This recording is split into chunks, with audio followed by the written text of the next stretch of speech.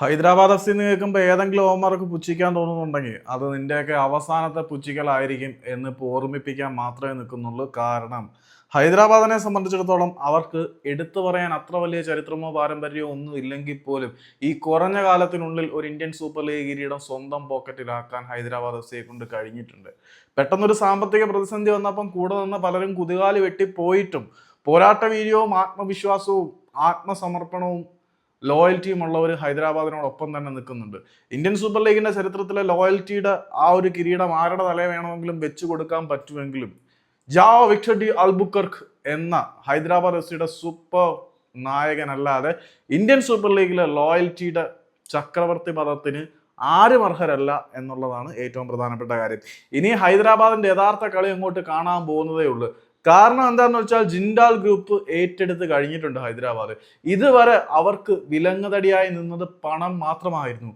ആത്മവിശ്വാസവും പോരാട്ട വീര്യവും ഹൈദരാബാദിന് ഒരു തവണ പോലും ഒരു പണത്തൂക്കം പോലും കുറഞ്ഞിട്ടില്ല.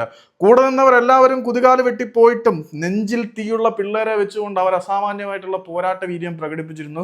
അവരുടെ കയ്യിലില്ലാതിരുന്ന ഒരേ ഒരു സാധനം ഇടയ്ക്ക് കൈമോശം വന്നുപോയ സാമ്പത്തിക സ്ഥിതി മാത്രമായിരുന്നു.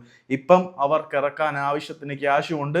അതുകൊണ്ട് തന്നെ ഞാനിവിടെ ഉറപ്പിച്ചു പറയുന്നു, ഹൈദരാബാദ് എഫ് സി അടുത്ത സീസണിൽ ഇന്ത്യൻ സൂപ്പർ ലീഗ് നിർത്തി കത്തിക്കും. ഈ സീസണിൽ തന്നെ അവരതിന്റെ തയ്യാറെടുപ്പും കാര്യങ്ങളും ഒക്കെ തുടങ്ങിയിട്ടുണ്ട്.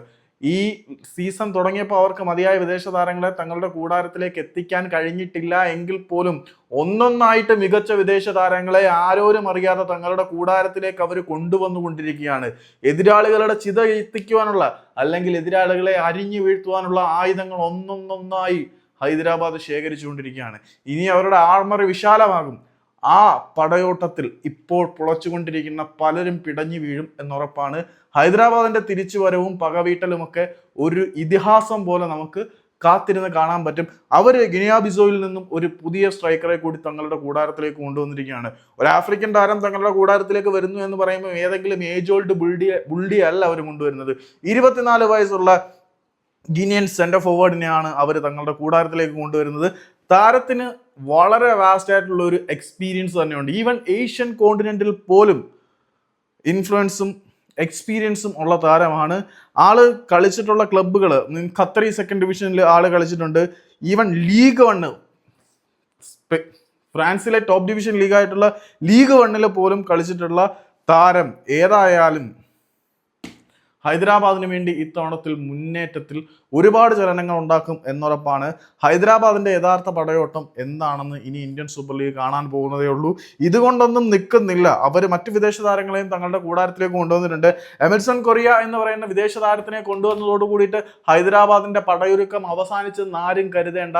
തുടങ്ങിയിട്ടേ ഉള്ളൂ ഹൈദരാബാദ്. ഇനി അവരുടെ യഥാർത്ഥ കരുത്ത് കണ്ട് മറ്റുള്ളവർ അമ്പരന്ന് പോലും പോവും. കാരണം ജിൻഡാൽ ഗ്രൂപ്പ് പലതും തീരുമാനിച്ചുറപ്പിച്ച് തന്നെയാണ് ഹൈദരാബാദിൽ ഇൻവെസ്റ്റ് ചെയ്തിരിക്കുന്നത്.